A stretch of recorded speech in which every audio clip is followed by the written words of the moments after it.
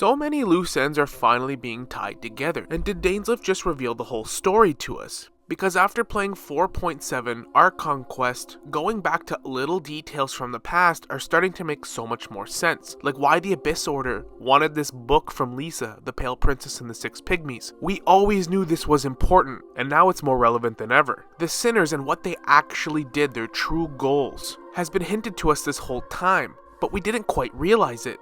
Your Highness, your humble servant returns. When your homeland returns to this world, we shall revel in its glory. Let me ask you this. Do you believe your sibling to have betrayed you? I was unaware that anyone in Mondstadt was concerned with unearthing the secret hidden inside this book. Well, how about the Visionary? Vetterfalnir, then? Or Gold Rhindaughter? My master is likely a similar sort to Rhindaughter. They are both pursuing some form of perfection. He and his fellow sinners have long betrayed me, and long betrayed their nation. That throne in the sky is not reserved for you, but mortal arrogation never stops. Who are you? The sustainer of heavenly principles. The arrogation of mankind ends now. You shouldn't team up with this man. He is my enemy. Lumine. The loom of fate, huh? I still haven't found a way to utilize it to its full potential. The prophecy. Yes, what has been prophesized will be fulfilled. You may view such things as the history of the future.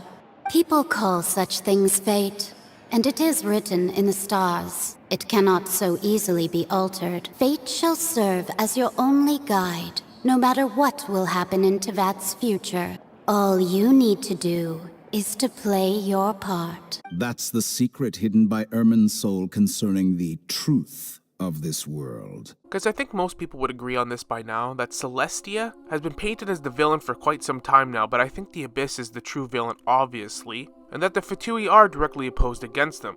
How is our Abyss sibling being manipulated? Is it through Irminsul? Are any of our memories and their memories actually real? What do we know for sure actually happened and what has been tampered with? Because I have no doubt in my mind that our Abyss siblings' hatred towards Celestia has definitely been tampered with in some way. I'm not saying they're completely innocent, but a sinner created the Abyss Order, and we are the prince or princess of the Abyss Order, which means there's someone higher up still. But what's these 5 sinners' endgame here? What is the goal? Well, I think it's like it's stated. Perfection. Arrogation. Like we were told at the beginning of the game from the Sustainer when we tried to leave.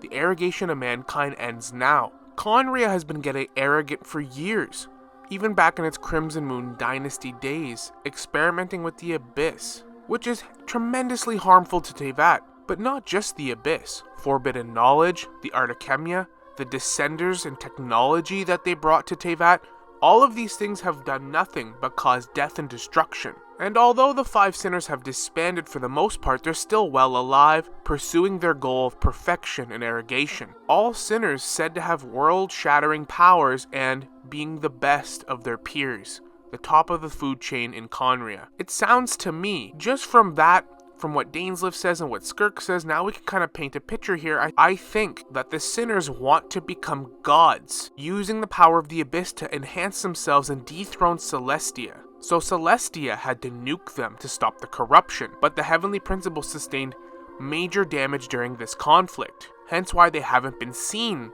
and are probably in a weakened-like state. maybe. But I definitely think the Sustainer is a shade, not the heavenly principles, seeing as that the travelers tried to leave after this conflict and the Sustainer was able to stop us. And for the most part, Celestia might not be the most innocent, but they've always had a clear set of rules. And if you follow them, you can live a prosperous life. King Deshert refused a gnosis, but he was not executed right away. It's only when he had forbidden knowledge seep into his kingdom that he died, and that was his own doing. And I really do think Celestia's motives are bigger than all of us. Like, I really do think they're trying to protect Genshin and Tevat, the world of Tevat, from the Honkai and the outside universe and games, the corruption of the Honkai. Like, I really do think the overarching story after Tevat is that the Heavenly Principles was always trying to protect Tevat from the Honkai. And once you learn about what the Honkai is, it makes so much sense, their motives. But that's a whole other topic. That just gives some justification for why the Heavenly Principles are so strict on their rules and breaching Teyvat. But the sinners clearly want to become gods and overthrow Celestia, maybe even take their place. And what they ended up doing was sacrificing all of their nation, their people, abandoning Khaenri'ah to fend for itself, to deal with the consequences of the actions that they did not even commit. It was the sinners that had the consequence, and they let the nation fall for it. But I wonder, was it really the Heavenly Principles that cursed the Khaenri'ahs with immortality? It just seems so incredibly convenient to have immortality. Like, why would you want to give them immortality if they're a threat? Rhyndaughtr, with all of her monsters she's created over the years, the Foul and the Visionary, created the Abyss Order, and now with the Loom of Fate and probably manipulating our Abyss twin, want to hijack Irminsul to some capacity, using the ley lines, which we know connects the fate of Teyvat. And makes so much more sense why the Sustainers stopped us at the beginning of the game if we were summoned here by Khaenri'ah. Then you have the book The Pale Princess and the Six Pygmies, and now more than ever, this book has more relevance and why the Abyss Order really wanted to get rid of it. It kind of foreshadows the entire thing, and each pygmy is a polar opposite of their actual sinner. The sinner that's the Visionary is represented by the blind pygmy, trying to foresee better futures and gifting out prophecies. Sinner who is wise is the pygmy who's considered a fool and wants to gain knowledge. The next three are a little harder to place, but I'd say the timid pygmy that was caught fighting was probably the Foul. The shrunken pygmy who was found in quicksand trying to find the garden but got lost was probably Rhyndaughtr Gold. And the last one's probably the carefree pygmy, seen as that his name Renanir, based off of an old German mythology of a man who's a powerful ruler and tries to avenge his father's murder. Being that he's carefree and it's the opposite of the pygmies, kind of makes sense to me. Now, why is it important that these sinners are based off of a fairy tale? That's not a coincidence and it's not random. It's foreshadowing, yes, but it's more than that. Remember Scaramouche, or now known as the Wanderer, or whatever you decided to name him after his quest? Well, Nahida made up a fairy tale about him to help protect him from Irminsul, to help the Wanderer from being detected from Irminsul, which is why he was able to be forgotten by everyone, helping save him and create his own life and identity outside of the Harbingers and everything. And she did this through the same method as this children's book, The Six Pygmies, kind of does the same thing for the sinners, which is why you don't hear about them and nobody really knows.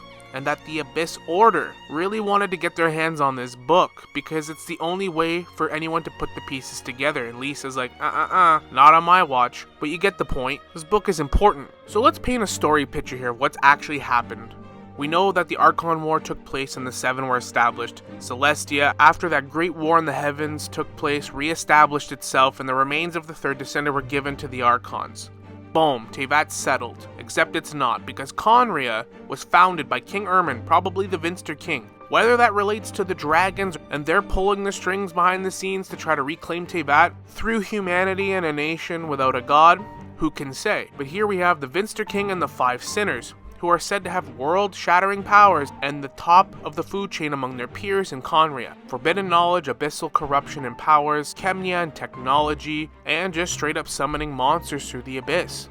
The rest of Khaenri'ah would pay the price for this, and they would actually go on the offense and release the monsters and try to carry out their plan to kill the Heavenly Principles and probably become gods themselves, take the seat of Celestia, like Dane says. But the resilience of the Archons and the nations banding together was more than they actually realized. They were able to resist, but 3 Archons were killed during the cataclysm during this big battle, and Ruka Devada died protecting Irminsul.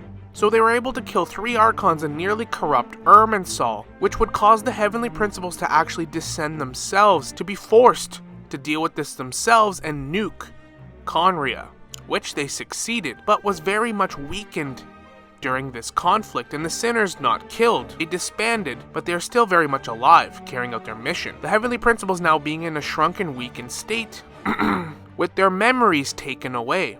No doubt with the use or the corruption of Irminsul, or some kind of forbidden knowledge used from one of the sinners, maybe all of them. Both parties and both sides being delayed and injured, licking their wounds. So when the travelers try to leave, they're stopped by the Sustainer, one of the shades of the Heavenly Principles and the Primordial one. The Tsaritsa probably had fallen in love with one of these sinners, or just a member from Khaenri'ah, maybe the king's son of Khaenri'ah, or maybe a royal prince or mage from Khaenri'ah. The Tsaritsa fell in love with them, but all she can see is that the Heavenly Principles nuked Khaenri'ah. Even though we know it was for good reason, they got absolutely nuked. So, she has no love left and has taken up the mission to get revenge on Celestia and formed a partnership with Piero the Jester, a mage that tried to warn the sinners and the Vinster King of what would happen, and they did not listen, and the people paid the price. The nation destroyed. So both formed this partnership, and that is when the Fatui truly began. Realizing that the Heavenly Principles are in a weakened state, can start carrying out their mission, recruiting individuals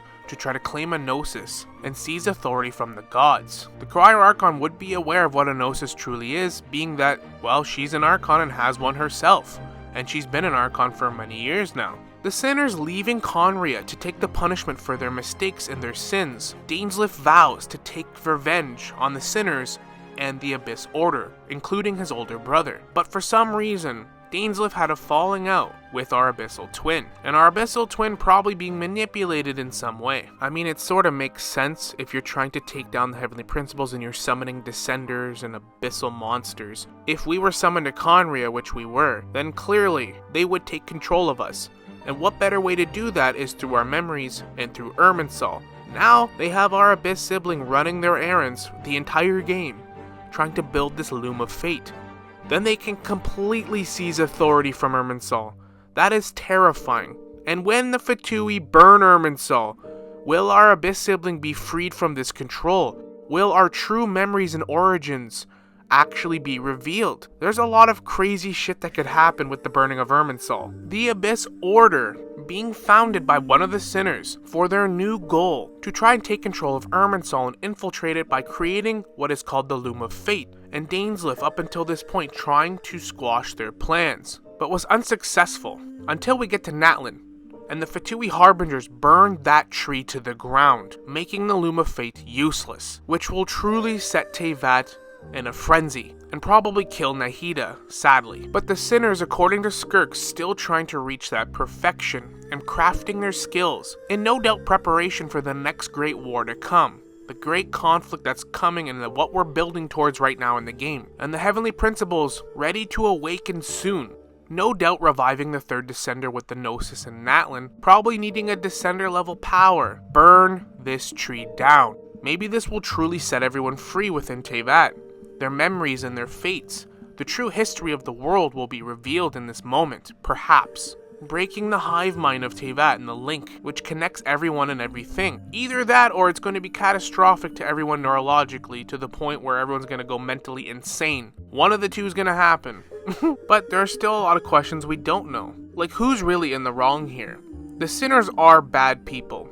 Even Rhindaughter, who was an old buddy of Alice, created tons of monsters that have killed and caused such problems for people in Teyvat.